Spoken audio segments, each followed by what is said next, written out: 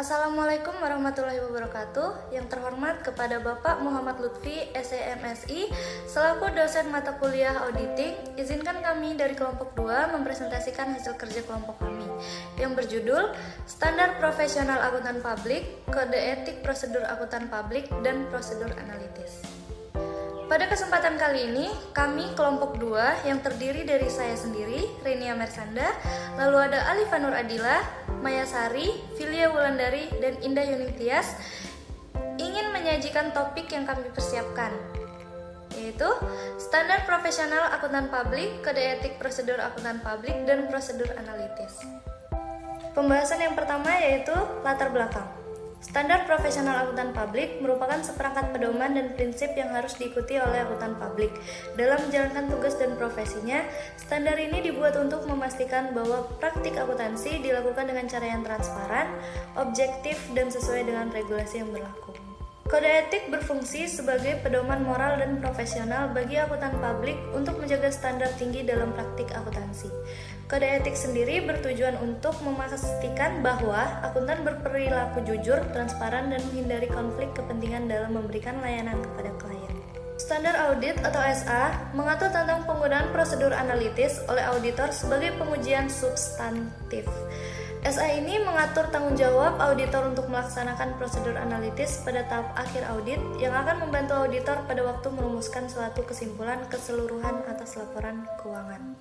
Perkembangan Standar Profesional Akuntan Publik. Standar Profesional Akuntan Publik atau SPAP adalah seperangkat pedoman dan prinsip yang harus diikuti oleh akuntan publik dalam menjalankan tugasnya. Pada tahun 1972, norma pemeriksaan akuntan diterbitkan. Di tahun 1986 dilakukan penyempurnaan akuntan. Kemudian SPAP disahkan untuk pertama kalinya di tahun 1994. Dan di tahun 2011 Institut Akuntan Publik Indonesia telah melakukan revisi SPAP tersebut. 10. Standar Auditing. Menurut pernyataan Standar Auditing nomor 1 SA seksi 150, standar auditing berbeda dengan prosedur auditing, di mana prosedur di sini berkaitan dengan tindakan yang harus dilaksanakan.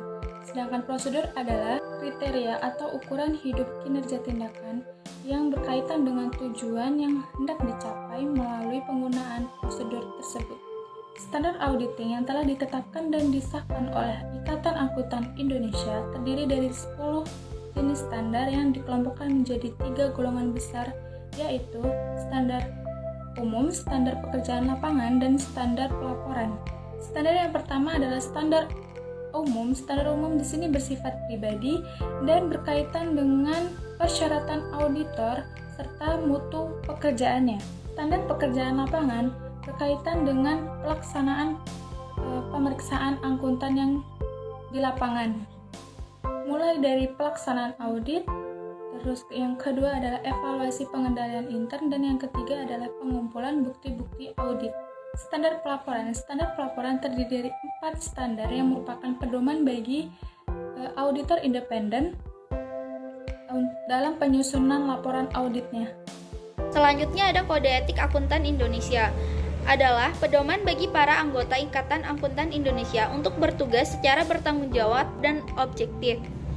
Rumusan kode etik saat ini sebagian besar dari rumusan kode etik yang dihasilkan dalam Kongres ke-6 Ikatan Akuntan Indonesia dan ditambah dengan masukan-masukan yang diperoleh dari seminar sehari pemutakhiran Kode Etik Akuntan Indonesia tanggal 15 Juli 1994 di Hotel Daichi, Jakarta, serta hasil pembahasan sidang Komite Kode Etik Akuntan Indonesia tahun 1994 di Bandung.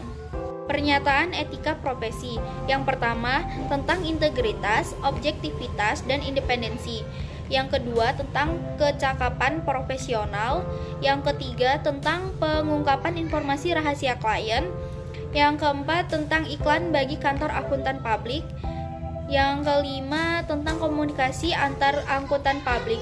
Dan yang terakhir, yang keenam, tentang perpindahan staf dari satu kantor akuntan ke kantor akuntan yang lain. Selanjutnya ada aturan etika kompeten akuntan publik. Aturan etika ini harus diterapkan oleh anggota Ikatan Akuntan Indonesia kompeten akuntan publik IAI sampai KAP dan staf profesional baik yang anggota IAI sampai KAP maupun yang bukan anggota IAI sampai KAP. yang bekerja pada satu kantor akuntan publik atau yang disebut KAP. Rekan pimpinan KAP bertanggung jawab atas ditaatinya aturan etika oleh anggota AKP. Kode etik profesional akuntan publik. Sejak 1 Januari 2011, IAPI memberlakukan kode etik profesional akuntan publik yang terdiri bagian A, yaitu prinsip dasar etika profesional, dan bagian B ada etika profesi. Kode etik profesi akuntan publik selengkapnya bisa dilihat di SPAP 2011 atau buku yang diterbitkan oleh IAPI. Selanjutnya, prosedur analitis. Prosedur analitis berarti pengevaluasian terhadap informasi keuangan yang dilakukan melalui analisis hubungan antara data keuangan dan data non-keuangan. Prosedur analitis substansif yang dilakukan oleh auditor pada tingkat asersi dapat berupa pengujian rinci, prosedur analitis substansif atau kombinasi keduanya. Investigasi hasil prosedur analitis, bukti audit yang relevan dengan respon tersebut dengan memperhitungkan pemahaman auditor atas entitas dan lingkungannya. Demikianlah presentasi kelompok 2 mengenai standar profesional akuntan publik, kode etik, prosedur akuntan publik, dan prosedur analitis.